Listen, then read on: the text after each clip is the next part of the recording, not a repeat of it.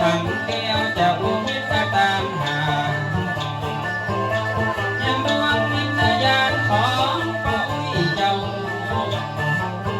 เจือพ่ออุ้ยหมู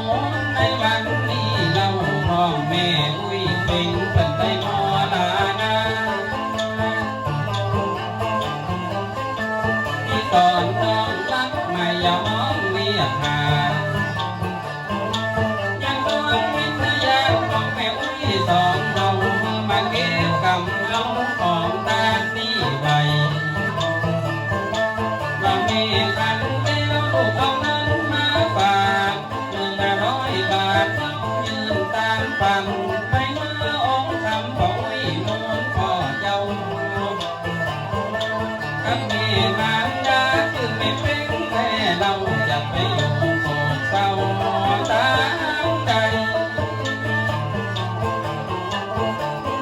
กันได้ยินเสียงสออีกลันตั้งใจภาษาไหลแล้วยังมาหันตามดวงวิญญาณที่ปู่มาเรียกร้อง ที่นี่ทำแก้วคนพึ่งเดินหาอุ้ยนอนนั่งจ้าแม่อุ้ยเพ่งแม่เจ้าเจ้าเงินมาตาม100 บาทนั่นเราตามหาพ่อเจ้าว่าพ่ออุ้ยมนที่แม่ขันแก้วมาสร้างดอกคูสุขจะตามหาอุ้ยมนแม่เป็นมาอันได้ตายจากกันหลายปีแล้วเรา เราเหลือแต่หัวห้อยอยู่ข้างป่าพอไปหน้าใบตานำมองนำให้ตาวันแลงหันลูกอาหน้าไปพ่อแม่เปิ้นบ่เหมือนแม่ตัว3 คน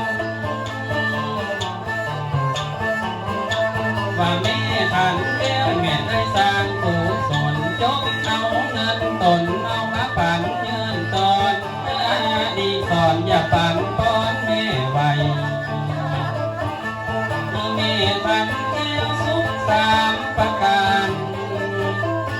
ต่อไปน้อยหนาวห้ามขออย่ามาไกล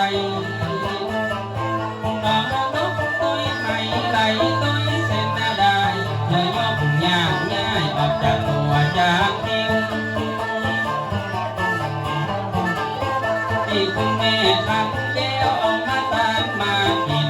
ป้าตาบอยนี้ลูกเต้าจะปั่นก้อนเขาแม่แก้วแห่งฟัง มาตา100 บาทแม่ตาละตะนนทีอยู่ที่ดินนี้ที่แม่ขันแก้วตั้งใจมาจันอุ้ยมนนี่แล้วเสียงดังแก้วแก้วดีบ้านน่าร้อนใจมีมาเอวมาอุ้ยบัวนั่นนาจกเงินนั่นกาตามหาพ่อเจ้าทุก3 ประการละขันแก้วแม่เดียว จะได้เสียงดังแม่ได้เอามาปั่น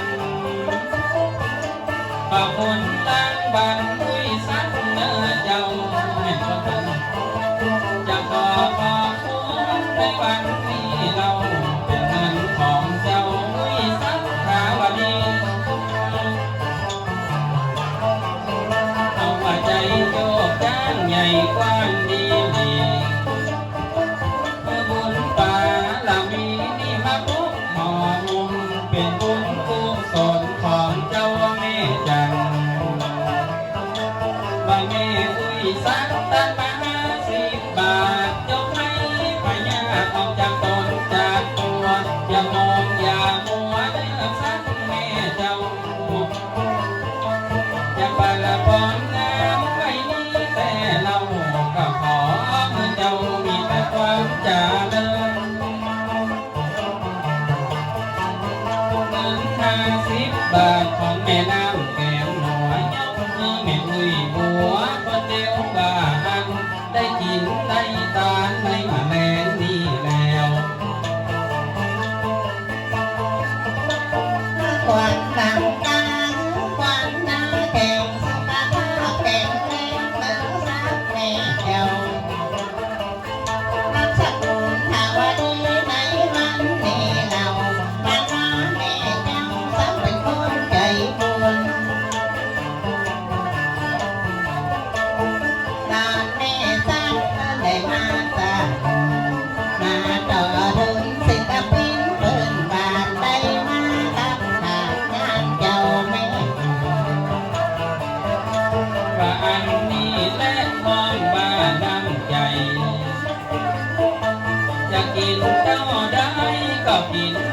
เสียงปีน้ำเดินใจมีแต่พ่อเลี้ยงเพิ่นบ่ได้ขัวเสียงเมียหอยเงินคำกำเดียวเพิ่นจะจกแล้วยืนตามฝันจากสมอลำแล้วยังว่าอันจึงมาม่วนมางานในบ้านแรงนี้แล้ว พี่น้องตั้งใจซ้ำเป็นสิบปีเข้าก่อนเพิ่งมีเต็มจ้องเต็มบานเงินบาทธนาคารหลายแสนหลายล้านพี่น้องเจ้ามาหมู่บ้านนอนใจจักไหนบ่วิทย์จักไหนบ่คนมีแต่คนมีเงินบ่เลี้ยงเจ้าค่ะคือหยังจะหาในวันวันเดียว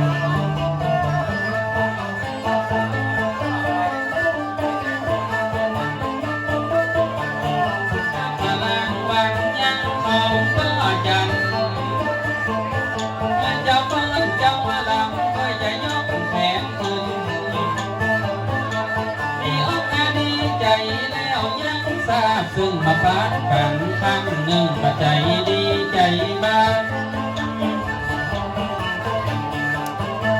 จะเมื่อละอีน้อ